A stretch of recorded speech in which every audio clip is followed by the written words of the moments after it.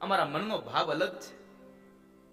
આજ તમે અમને કંઈક બીજું એવું સંભળાવો કે જેને લઈ અને અમારા મનને શાંતિ મળે. અને શાંતિની શોધ માટે બીજે ક્યાંય ન જવું, શાંતિની શોધમાં માત્ર હરિના ચરણારવિંદમાં જવું. ભગવાનના ચરણમાં તમને જે શાંતિ મળશે એ દુનિયાના કોઈ સ્થળમાં તમને શાંતિ પ્રદાન નહીં થાય. માટે ઈશ્વરના સાનિધ્યમાં જવું, ત્યાં શાંતિ મળશે. ભગવાનના ચરણમાં શાંતિ છે. શા માટે ભગવાનના ચરણમાં શાંતિ છે એનું પણ એક તમને આમ વાત કરી દઉં. એક વખતના સમયે ભગવાન નારાયણ અને મહાલક્ષ્મી બે ઉભા છે. આ દુનિયાના તમામ જીવાત્માઓને કંઈક નું કંઈક પ્રદાન કરે છે. બધાને કઈ ના કઈ વસ્તુ દાન આપે છે.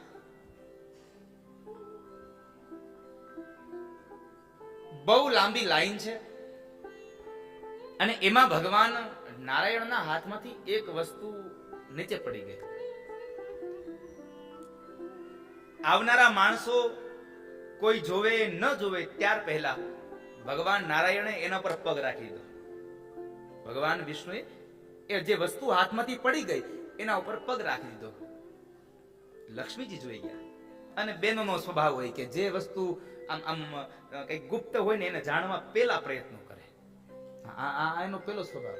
તમે જોજો, કોઈ ઘરનો પુરુષ બહાર ગયો હોય અને બહારગામથી આવે, બહારથી આવે અને એના હાથમાંથી બેગ દરવાજામાંથી લઈ લે. આટલો તો પ્રેમ હોય જ આને.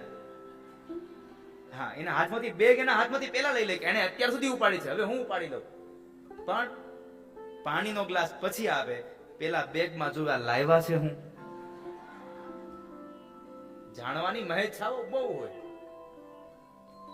આ લાવ્યા શું એટલે જાણવા માટે થઈ અને પેલા બેગ હાથમાંથી લઈ લે. એમ અહીંયા લક્ષ્મીજીને પ્રશ્ન થયો. પ્રભુને આમ જરા ઈશારો કરીને કીધું કે આ શું કર્યું, શું દબાયું?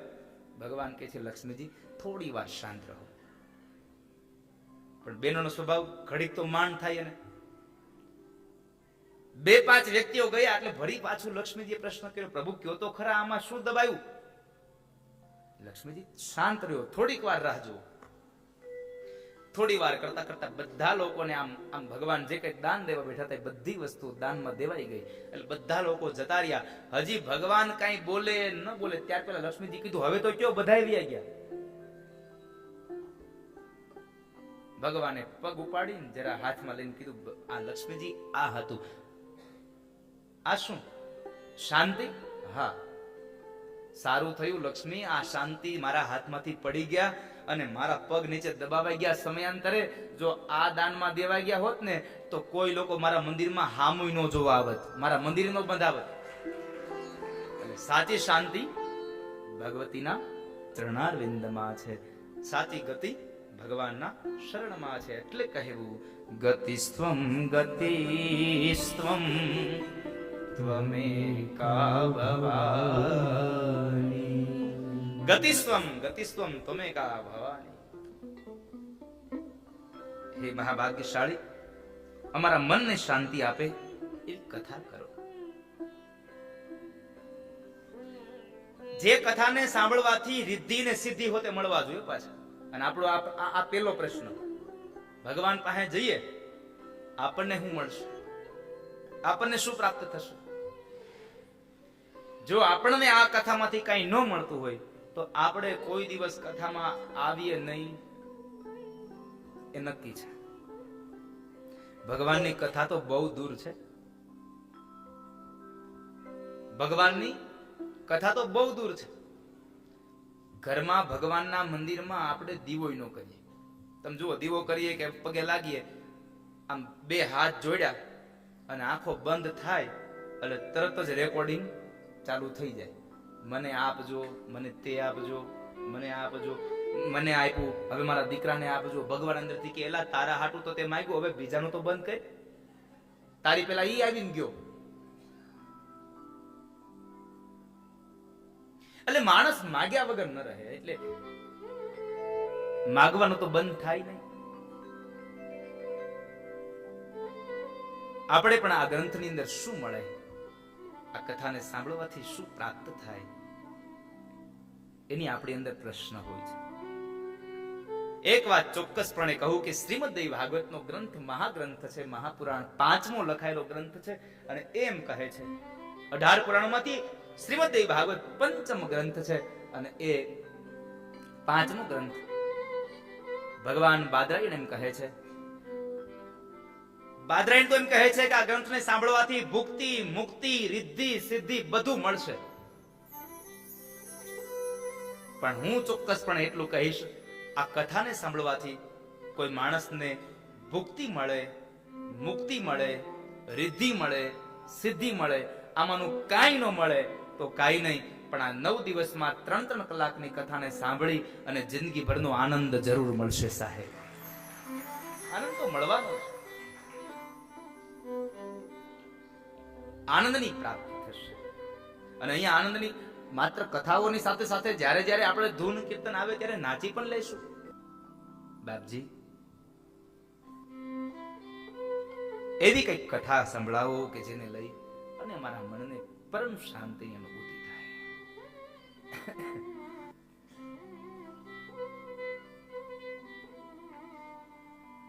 સાંભળો હે મહાભાગ, આપ સૌ લોકો અત્યંત ભાગ્યશાળી છો કે તમને જગતનું કલ્યાણ કરનારી એ મહાગાથા સાંભળવાની ઈચ્છા પ્રાપ્ત થઈ. એક વાત તો ચોક્કસ છે કે માણસ પોતાના માટે કંઈક માગે એ તો બરાબર છે, પણ એનો એક વાત તમને કહું કે માણસ ભગવાન પાસે પોતાના માટે માગે એ સ્વાર્થ છે, અને માણસ ભગવાન પાસે આ દુનિયાના વ્યક્તિઓ માટે માગે એ ભગવાનની પરમ ભક્તિ છે. એટલે આપણા કરતા બીજાઓ માટે માગશો તો ભગવાન સાથે સાથે તમને પણ આપ્યા વગર નહીં રહે. એટલે બીજા માટે માગવાનું ચાલુ કરો એટલે તમારું આપોઆપ મંગાઈ જશે. પણ આપણે તો હે ભગવાન હવનું હારું કરજો ને શરૂઆત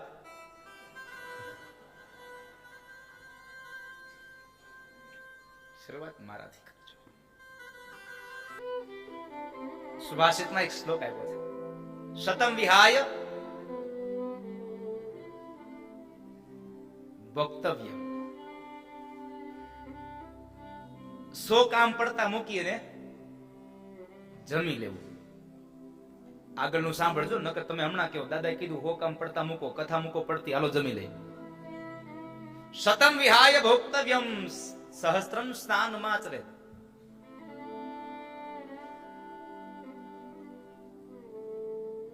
સો કામ પડતા મૂકીને જમી લેવું, 1000 કામ પડતા મૂકીને પેલા નાઈ લેવું. હા, નહીં તો શું છે, આમ તમે 1000 કામ પડતા મૂકીને નાવ નહીં ને તો અમુક ને પછી એમ થાય કે હવે આને અહીંથી વયો દે થારું. પણ હવે તો આપણો ઘણી સુધારા આવી ગયા. અમુક તો હવારે જે આપણે હતું પેલા વરસાદથી વરસાદ નહીં, ચોમાસાથી ચોમાસું. શતમ વિહાય ભોક્તવ્યમ સહસ્ત્રમ સ્નાન માચરેત.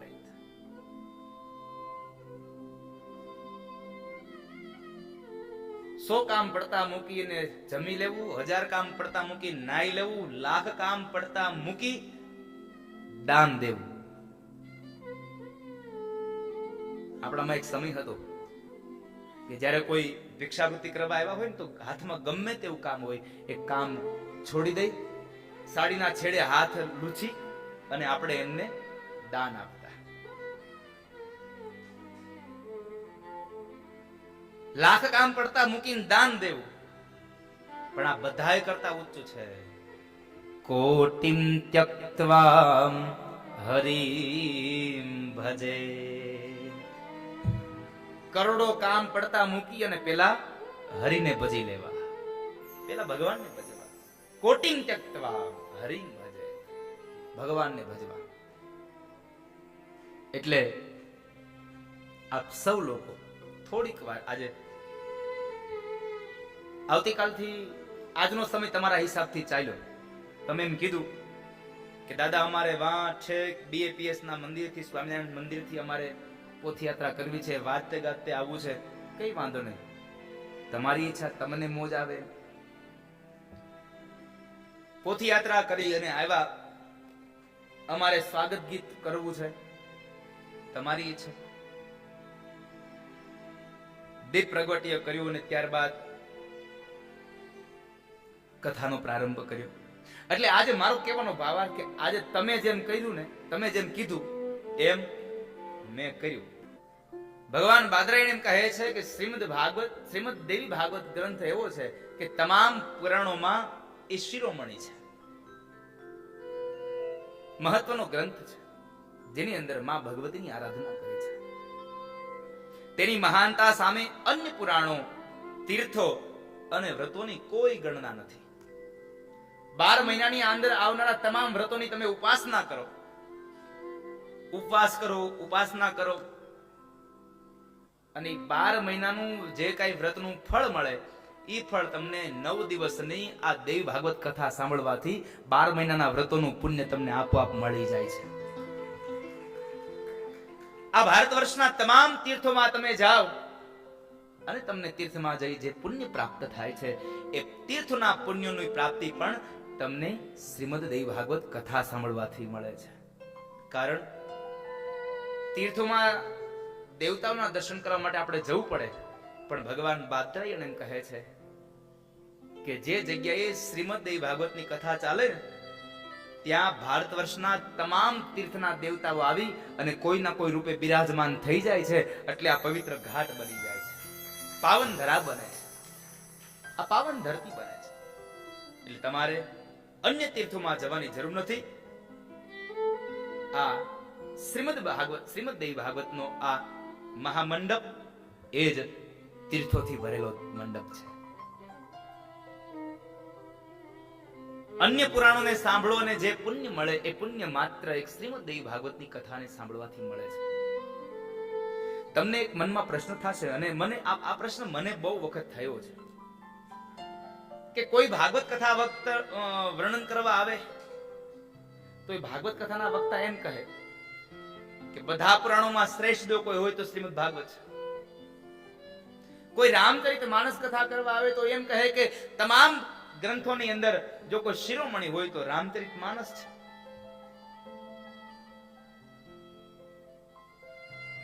અને આજ હું એમ કહીશ કે તમામ પુરાણોની અંદર કોઈ શ્રેષ્ઠ શિરોમણી હોય તો શ્રીમદ દેવી ભાગવત છે. કારણ જેના લગ્ન હોય ને એના ગીત ગવાય. આ બહુ સીધી વાત છે. જેની કથા હોય, જેના લગ્ન હોય એના ગીત ગવાય. એટલે આજે દેવી ભાગવતની કથા છે એટલે આ માતાજીનો મહાત્મય ગાવાનો અવસર છે. માતાજીનો અવસર આ ગાવાનો અવસર મળ્યો છે. તો એ કથા આજે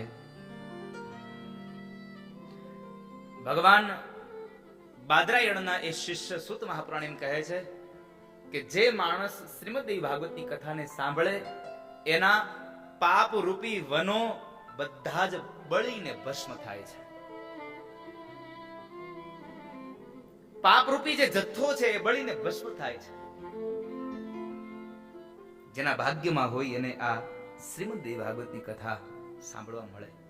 મનુષ્યને પાપોના ફળ સ્વરૂપ મળનારી વેદના, દુઃખ, શોક, ક્લેશ આદિ ભોગવવા નથી પડતા.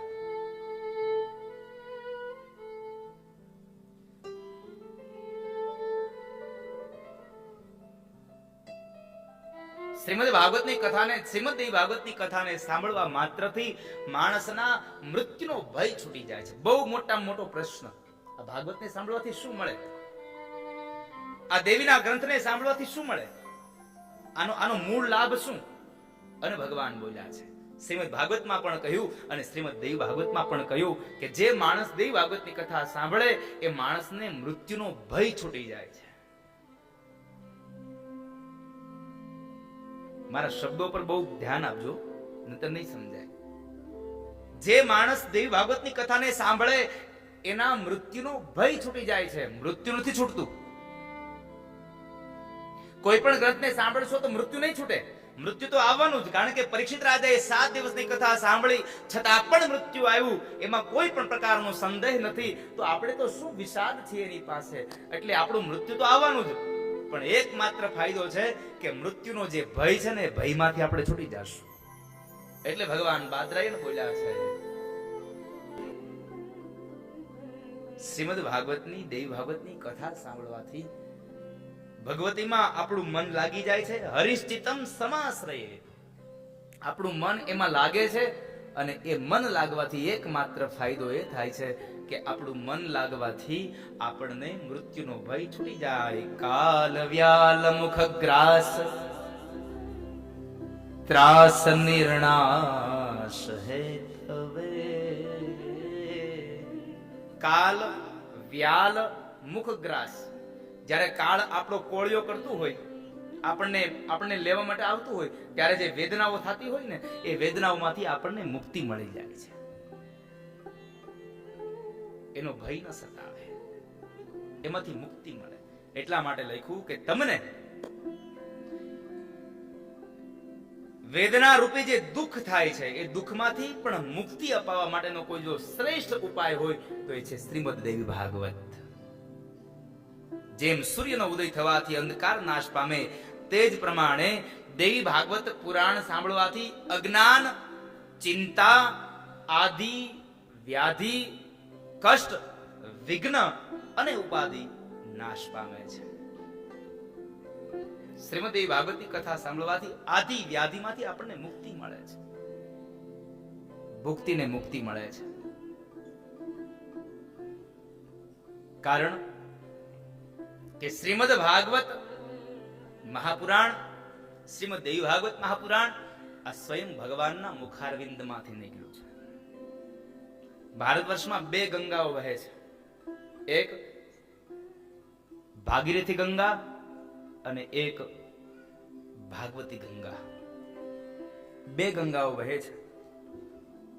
એ 2 ગંગાઓની અંદર ફરક એટલો છે કે શ્રીમદ ભાગવતી ગંગા, ભાગીરથી ગંગા છે, એ ભગવાન વિષ્ણુના જમણા પગના અંગૂઠામાંથી પ્રગટ થયા, અને શ્રીમદ ભાગવત કથા છે જે ગંગા છે એ ભગવાનના મુખારવિંદમાંથી પ્રગટ થયા છે.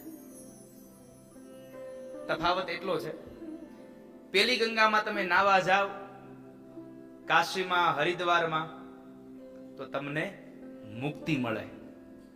ઈ ગંગામાં નાવાથી તમને ભુક્તિ ન મળે, ત્યાં માત્ર મુક્તિ મળે. પણ આ ગંગામાં નાવાથી માણસને ભુક્તિ અને મુક્તિ બેય મળે છે. એટલે કહ્યું, જેવો ભાવ રાખશો ને એવી ભુક્તિ ને મુક્તિ આ ગ્રંથ આપશે. એટલે ભુક્તિ ને મુક્તિ આપવાનો ગ્રંથ હોય તો શ્રીમદ ભાગવત છે. જિંદગીમાં સેવા જેવો ગ્રંથ ભાગવત. એટલે શ્રીમદ ભાગવતમાં લખાયું, સદા સેવ્યા સદા સેવ્યા શ્રીમદ ભાગવતી કથા. ભાગવતી કથાનું તમે આરાધન કરો એટલે તમને એમાં ભાવ જાગે. આ ગ્રંથને સેવા જેવો, ઘરમાં રાખવા જેવો છે, અને આને સાંભળવા જેવો ગ્રંથ છે. આને સાંભળવાથી, આ શક્તિની ઉપાસના કરવાથી માણસ માત્રને મૃત્યુના ભયમાંથી છૂટાવી અને ભુક્તિ અને મુક્તિ બેય આપે છે. મૃત્યુનો ડર છૂટી જાય છે. માટે તમે દેવી ભાગવતની કથાને સાંભળો. આ ગ્રંથ એટલો મહાન છે, હું તમને એક જ ભાષામાં કહું કે ભગવાન બાદરાયણના એ શિષ્ય સુત પુરાણી શુનકાદિક ઋષિ મુનિને એમ કહે છે કે મારા ગુરુએ 18 પુરાણો લખ્યા, એમાંથી 16 પુરાણો અમને વાંચવા માટે આપ્યા. અમને એમ કહ્યું કે તમે આનું ગાન કરો, આનો પ્રચાર કરો, આનો પ્રસાર કરો. પણ 2 ભાગવત એમણે એની પાસે રાખ્યા, એક દેવી ભાગવત અને એક શ્રીમદ ભાગવત. એ બેયનું ગાન પોતે કર્યું છે. એમાં પણ એ મહત્વની વાત જો હોય તો શ્રીમદ ભાગવત એને સુખદેવને આપી દીધું, પણ પોતાના દીકરાને પણ ન આપ્યું. એવું કોઈ જો પુરાણ હોય તો એ માત્ર ને માત્ર શ્રીમદ દેવી ભાગવત. અને એ શ્રીમદ દેવી ભાગવત સ્વયં ભગવાન વેદવ્યાસે પરીક્ષિતના દીકરા જન્મેજયની પાસે જઈને ગાયું છે. આટલો મહાન ગ્રંથ છે કે જેને લખ્યું એને જ પણ પોતે ગાયું છે. પણ અહીંયા ભગવાન બાદરાયણ એમ કહે છે કે મેં અન્ય ગ્રંથો બધાને આપ્યા, પણ શ્રીમદ દેવી ભાગવત મેં સ્વયં વાંચ્યું છે. એટલો મહાન ગ્રંથ છે કે એનો મહિમા પોતે ભગવાન બાદરાયણ ગાય છે. અને એ રાજા જન્મેજયે ભગવાન વ્યાસજી પાસેથી એ શ્રીમદ ભાગવતની કથા સાંભળી. એ કથામાં તો આપણા ભાગ્યમાં હોય તો કથા મળે,